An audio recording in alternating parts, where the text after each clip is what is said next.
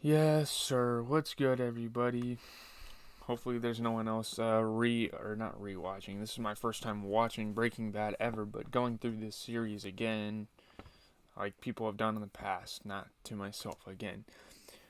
Hopefully, you find these videos and you go on the journey that I'm going on because, man, oh man, this is the fun show, man. I'm telling you. I mean, we're looking at a good 22 episodes still left in the series.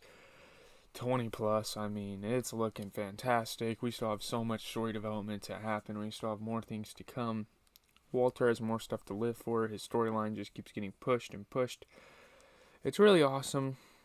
A lot of inner family struggles, a lot of character development going on, and there's not a lot of action going on in this season so far. There are a couple of really good episodes, to be honest.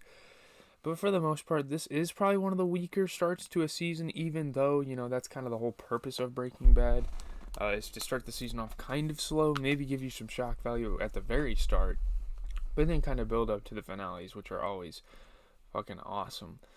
But we have the 7th episode of Season 4. I can't believe I'm already this far into the series. Problem Dog. So, we're going to go through the plot.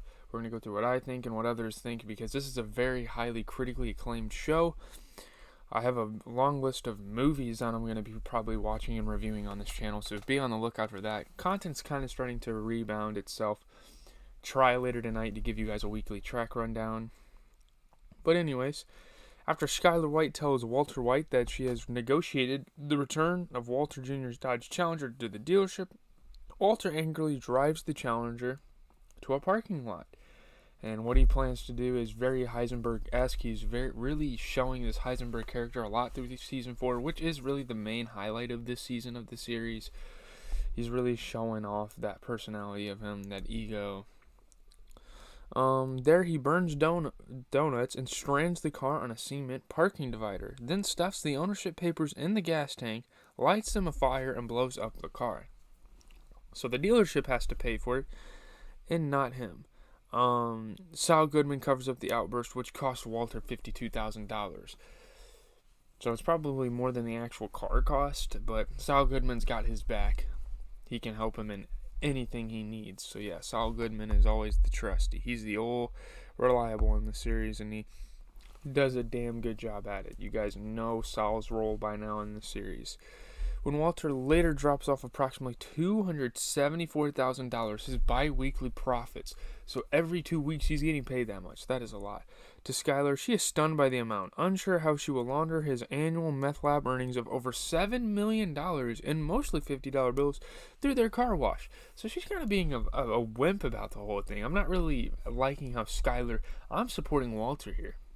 Like, do you not realize how much the meth business is? It's very lucrative. It costs a lot to work in it. It costs a lot to employ people for it. It's very lucrative. It's a very rare import. Like, you don't get these materials just from a Hobby Lobby store or something. Like, it's very exclusive stuff. They got to go out of their way to find places that have chemicals to make things without getting traced as well. So it's a very dangerous business, and she's not really understanding that. She's kind of underestimating the whole thing. And it's kind of annoying. He's like, well, what am I supposed to do? What do you want Walter to stop making money? I mean, he sees it as a positive thing, which I do as well. I think it's a positive thing that he's making this much for his family. They're set for life. I mean, obviously, it's a very corrupt way of making money in this world, but he's making money fairly. He's doing something illegal, but it's not like he's stealing money from people.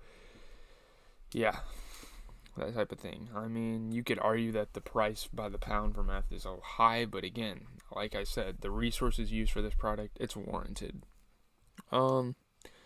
Meanwhile, Hank Schrader visits Los Pollos Hermanos with Walter Jr. and manages to get Gus Fring's fingerprints on a cup, being very smart. Hank Schrader being the masterful DEA agent, the masterful kind of detective that's in the series. I mean, it's fucking awesome. I mean, he has so many good exploits. He has so many good ideas, and his plan succeeds. He fools Gus Fringe into filling him up a drink instead of having one of the damn workers do it.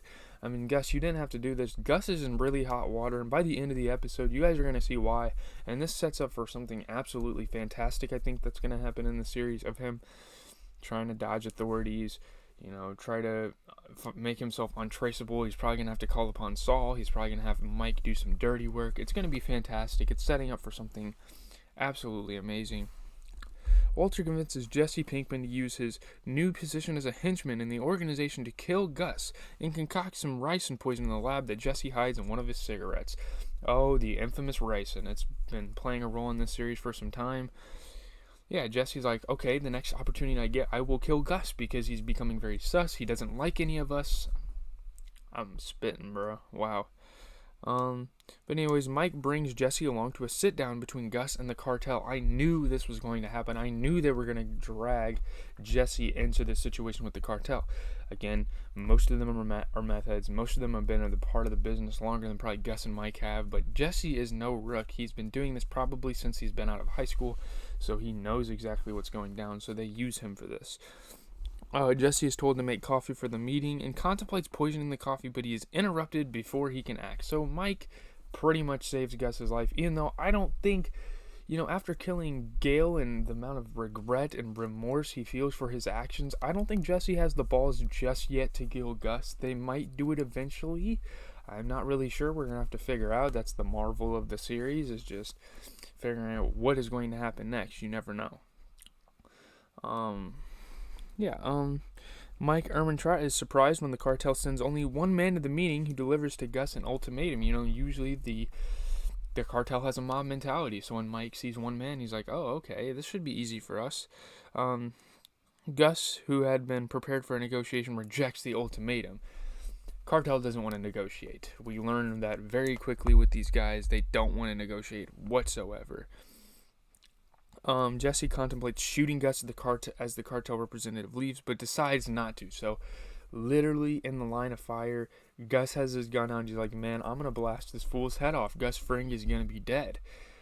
But nope, he decides not doing it. He doesn't want to kill another guy. And although in this situation, Gus is not an innocent life, he still will be remembered, or still will be reminded of Gale for the rest of his life, and they will be on his ass if he kills Gus. It'll be over if he kills Gus.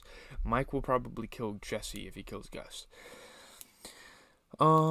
Mike later tells Jesse that Gus is impressed by Jesse's loyalty, but that he thinks it's for the wrong guy. They know that Jesse's loyal. They know he's kind of down for a cause, but they might think that he's not all that loyal for Gus, and maybe that Jesse at first misinterpreted what Gus said by there's good in this world in some people, and maybe Jesse's a little too loyal for Walter, and maybe they got clued in that, hey, Jesse's going to try to kill Gus eventually.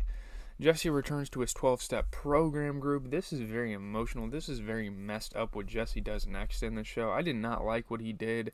It left a lot of traumatizing thoughts in people's minds in this meeting. It was really bad. During his turn, he discreetly shares his feelings about killing Gale Botticher, saying he put down a problem dog that otherwise did nothing wrong. So that's why it's called Problem Dog. He's referring to Gale Botticher as a problem dog, did nothing wrong, put him down, pretty much subliminally pointed at the fact that he killed someone. People think it's a dog, obviously. He has them fooled into thinking it's a dog. But he pretty much indirectly says he killed a man. Jesse angrily disagrees when the group leader tells him not to judge himself and reveals to everyone that he had used the group as a market to peddle meth. So this is the big reveal. Jesse's like, I've used you guys as a market exploit. You guys are customers. The group leader finally expresses disapproval of Jesse. Jesse's trying to get this guy to hate him, trying to get him to kind of find some judgment, because Jesse wants this guy to be reasonable, He wants this guy to, hate him for doing stuff. And, he actually did these things, so, the leader doesn't like him. Hank, anyways, meets with Steven Gomez and ASAC George Merkert and explains his theory that Gus leads a large meth operation. Now, at first, they seem kind of skeptical. They're like, are you sure? This seems kind of a reach. Although Hank's investigation into Madrigal Electromotive GmbH, the German parent company of Los Pollos Hermanos, was stopped by its attorney, Hank reveals that Gus's fingerprints on the cup Hank had earlier obtained from Los Pollos Hermanos match fingerprints found in Gale's apartment. So this kind of shows that, Gus Fring has something to do with Gale Botticher. It's not necessary that Gus killed the guy, but that he's been in his apartment, he's been in contact with Gale Botticher. It is not good. Now, we're going to kind of find out what happens, what action Hank is going to take against Gus, because now that everyone, the whole DEA, the Albuquerque police know, it's not looking good for Gus. it's a pretty decent episode. It's probably like a 4.5 out of 5, 9.5 out of 10, like a half point off from being perfect. Aaron, I mean, I like the episode. I like Jesse's acting. It's the performance of the series. I mean, it's not one of the better episodes. I'm gonna say this right now. It's not in the better half of Breaking Bad episodes, but I think that the performance for Jesse, the episode as a whole, is just really cool, and it really it's gonna culminate into something. It really builds into stuff, and I really like that about this series. How even the slowest episodes, they'll lead to something. Like, there's not really that many dead ends in this series. Like, everything in the series kind of happens for a reason, and that's why I've kind of become a fan of it. But yeah, that's going to do it for the Breaking Bad review. We have the Boys review, and then I'm going to do a 2-hour stream playing some Far Cry. Then, late tonight, I will probably be doing a weekly track rundown. I just got to get around to all the music. I'm out.